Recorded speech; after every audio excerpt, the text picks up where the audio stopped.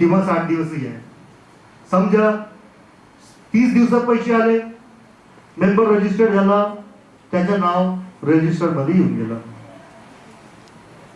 60 दिवस झाले, पैसे नाही आले आणि नाही येऊ शकले तर मेंबर बनणार नाही.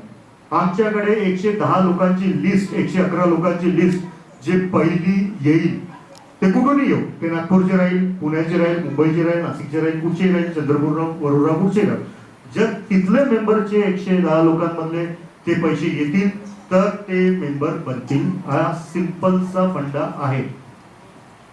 यामध्ये जर काही राहिलं, कोणाला असं वाटतं की आपण यामध्ये कसं करू शकतो, पार्ट कसं बनायचं, हो हो कंपल्सरी काही विषय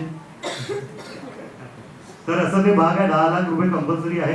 कारण ते अमाऊंट जे जमा होईल ते अमाऊंट घेऊनच आपण मल्टी स्टेटचे काम समोर घेणार आहोत. त्याचे लोन डिव्हिजन होईल, ते लोन डिव्हिजन होईल, रेट ऑफ इंटरेस्ट नाही, त्याला आपण अमाऊंट समोर कमवू, रेट ऑफ इंटरेस्टच्या व्याज आपण इंटरेस्ट काढू आणि त्याच्यानंतर त्याला डिस्ट्रीब्यूट करू, असा तो भाग आहे.